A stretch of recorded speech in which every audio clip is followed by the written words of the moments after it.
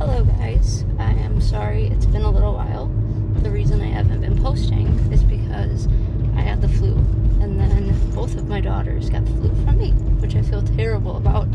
I was wearing a mask and making sure not to, kiss them or wash my hands constantly, and it was totally fine. And then the last few moments of it, I guess, didn't go so well, and they ended up getting it, so I feel really awful.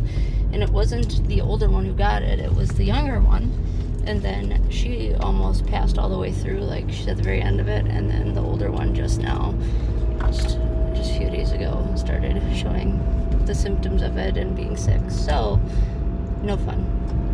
But I have a few really good videos I want to post, but I wanted to actually come back with a really good kind of sensitive topic video, because that's the way I do it. And especially I've got a couple part 2 and 3 to the hair stories I wanted to do, and I've got the animal video I pre-recorded. I've got a bunch of stuff that I could have just used as filler, but I felt like that's not fair and that's not what this channel is about, and I want to actually be upfront and be honest and talk about some hard-hitting stuff. So I'm going to hopefully get a few videos out today, but I at least want to get this one out. So this video is about, as I'm sure you can tell by the title, that's why you clicked it. Let me adjust this thing really quick. Okay, sorry if it's a bad angle, but we're just going to have to work with it for right now. This video is going to be about getting back into BDSM with somebody I trust after being in such an abusive situation for so long. So in my abusive situation, as I've said many times, he is into men and he's submissive, and he's just, since I date women and I'm the male role with women, he kind of pressured me to be okay seeing him as that role. Hey, if you can look at women as, as you're submissive, why can't, if he sees himself as a female role, why can't I look at him that way? And with that pressure, that's kind of what it was. And it was a lot. It mentally screws somebody up to have somebody who's drinking and really beating the hell out of them, breaking bones, being crazy, to have someone like that and then turn around and at night want to be this feminine, sweetsy, cutesy, wearing girl stuff, just total female role. It was mind-numbing almost, and screwing, and it's crazy, because it's such a huge change, especially because it was the one thing I was never into before. And now I would be open to it because I lived it for almost 3 years. So I would, never write somebody off because they were a gay male. If they could see me as the male role, then fine. But I am at heart with men as submissive, with men I trust and really love. So having somebody who I explored BDSM with, and he was the person in my story the first time having sex after being raped. We called him Jay then, so we'll call him Jay now. So I'm going to tell you a story about how I've been trying to get back into it. So I'm still healing. Stuff still hurts. I'm still in physical therapy. It's hard. And trusting somebody, especially in a forceful manner, is almost impossible because of, how abusive my ex was. And my body reacts now to touch as if it's going to hurt in a bad way. So I expressed this openly to the person, Jay. I expressed it openly to him and told him how I was feeling, and that I'm nervous and I'm afraid and I don't feel confident in myself. I don't feel pretty. I don't feel smart. I don't feel sexually empowered. Things still hurt. Things are healing. I don't feel comfortable in my own skin. And I was open with him, and he was open with me, as he was the first time we did stuff as well. And that was months and months and months after, doing nothing sexual after being sexually assaulted, of course. Because how could you? It's too damning. I had way too much trauma. It wasn't going to happen. So after the first time, then I explained kind of what happened the first time I did stuff with him, and then one time I messed around with someone else after, and then I've paused for months again. And I talked to this person. He actually went, I did this little, I was finally feeling up to doing an actual body positive competition thing. I'll do a story time about it. But Jay showed up to support me.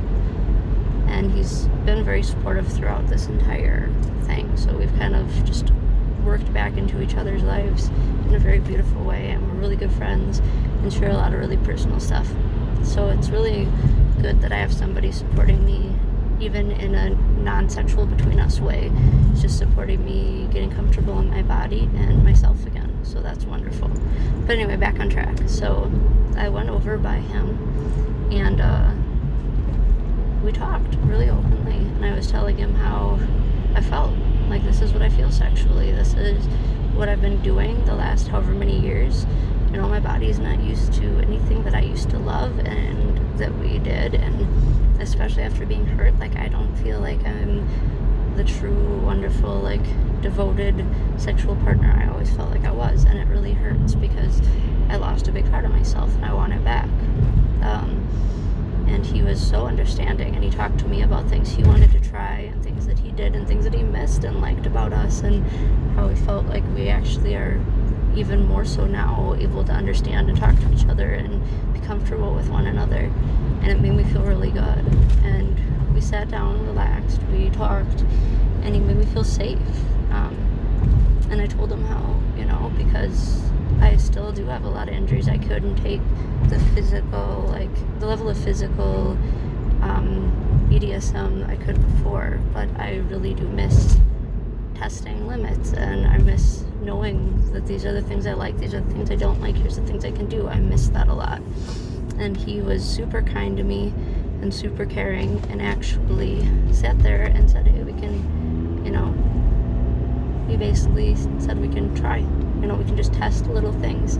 So it was, you know, from a very sweet, tender kiss to a little more passionate of a kiss, to a gentle, like, hand on the back of the head, to gripping my hair gently, to firmly, but nothing that was painful or that was negative. It was all just a sensation that felt really good. And we, for a long time, just messed around, essentially, just getting used to, like, limits, like, how hard can, you know, how firm, not necessarily aggressive or hard, because it was in a loving, guiding way, but, like, how firm can I hold your hair, and how, you know, how intense do you want me to kiss you? Do you want me to put my arm around you, or did you react badly to that? What feels nice now, and what are you still too insecure about to start doing? And that was really nice, because it was before, you know, jumping into a sex act. We got to actually sit there and explore just feelings. Like, how does this feel? How does it feel when I grip your thigh? How does it feel if, you know, I gently put my hand on your cheek, and, you know, but in, like, a holding your cheek way, in a loving way, but firmly, and like somebody actually is secure and not going to hurt me, but is strong enough to guide me and lead me back to where I want to be, and it's amazing.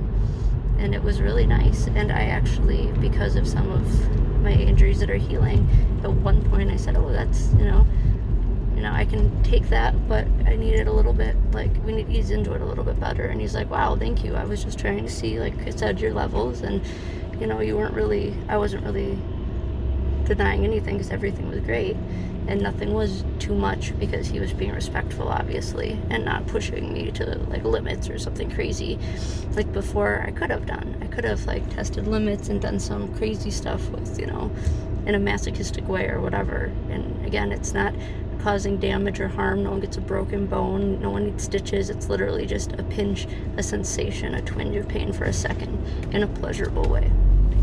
But we used to test those limits and do that kind of stuff, and now I could not afford to do that because of how hurt I am. So the limits we were testing were a lot more shallow, essentially, a lot lighter, but they were still there, and he was still treating me like a human being, and I loved that. And I just said, you know, hey, like, it has nothing to do with pain or overpowering me or anything like that, but just gripping me that firm does cause my PTSD to be a little nervous right now, because the last times anyone has grabbed me, I ended up with broken bones and stitches and hurt. And he was immediately, you know, embraced me and was kind and loving, and like, hey, that's what I was trying to see. Just trying to see if that's something you want to explore with, or can ease into it. And then further on, once we went up towards his rooms, we stayed in, like, a very platonic, mutual ground living room type thing first. So it was literally just learning limits, and totally clothed, just, you know, touching, just on top of the clothes. What do you like? Do you want me to hold you this way, grab you this way? You know, do you feel secure and safe enough for this? And it was beautiful. And once we learned those limits and we really talked through them, and it was so much easier this time because it's not the first time after, you know, being sexually assaulted, which that was terrifying. And plus I waited months and months in between the first time we did stuff and the second, so it had time to heal even more and me to think about what I liked, what I didn't about what we did do, and what I regretted, what I didn't regret, everything. So it was beautiful and really great. And yeah, it was just really nice. So we then went up to his room. I told him, like, here's the areas I'm insecure about, because I have some scars from cutting, from my ex cutting me, I should say, not from me cutting or anything. And I was like, I'm really insecure about that scar, so just don't touch it a lot. Like, I don't mind being butt-ass naked, but right now where that scar is, like, I would prefer to wear something cute that covered it, because it's still healing. It's still, you know, now that I'm getting more in shape, I've been kicking my butt in the gym and really, really pushing myself, especially, I mean, I've been vegan for 22 years, but I'm, like, really cutting back and, like, really pushing myself. So I like where my body's at, so I didn't mind him seeing it, but I don't like that scar being touched or run over, because it still is sensitive and hurts, and it just triggers my PTSD, and I wouldn't be in a good headspace then for anything, much less something sexual and enjoyable. So we talked about that, and that was fine. He didn't press any of my limits, and he actually was vulnerable to me. He's like, let me know that, hey, if I want to try stuff with him, his last time he kind of let me try some stuff. He hadn't really done a lot before. It's like, I want to do stuff, if I want to actually do something pleasing towards him, that, you know, that doesn't mean he's not my dominant or being the dominant. It's just I'm pleasing him. I'm not being the male role. I'm just letting him sit back and enjoy something. And that was really nice. So I got to actually feel like I was pleasing somebody and giving somebody something, and someone was attracted to me and liked my body and the way it looked, and that my touch was enjoyable as a submissive, as somebody pleasing a dominant or a master. And that helped a lot, especially for me to get into a good mindset.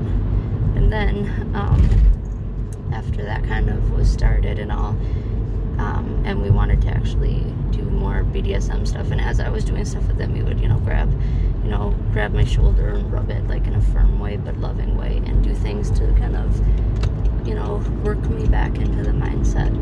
And then once it was past me doing things more orally and stuff along those lines, he took control and was actually loving about it. It was face to face, but it was still powerful and rough and nice, but at the same time it was rough in a gentle way, and it was supporting, and he nurtured me, and he could tell what I enjoyed, what I didn't.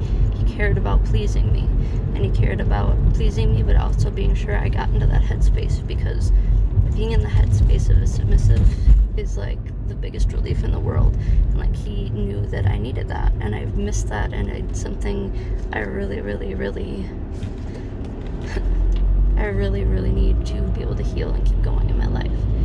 So that is just the quick, very short version of how it's been getting back into BDSM after all of is said and done. And when it's done with someone trusted and loving, who knows you, who I love with all of my heart, is a good person, can still be such a beautiful, wonderful experience.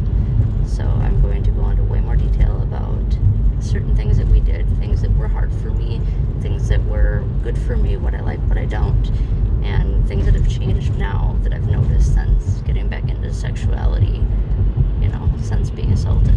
But I wanted this video to be a positive video about how my experience was second time around playing with BDSM since all this happened, and I wanted you guys to feel empowered and encouraged to do things that feel nice and that you love.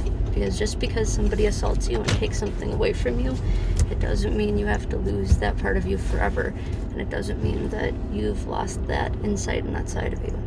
I love you guys. I will talk to you soon.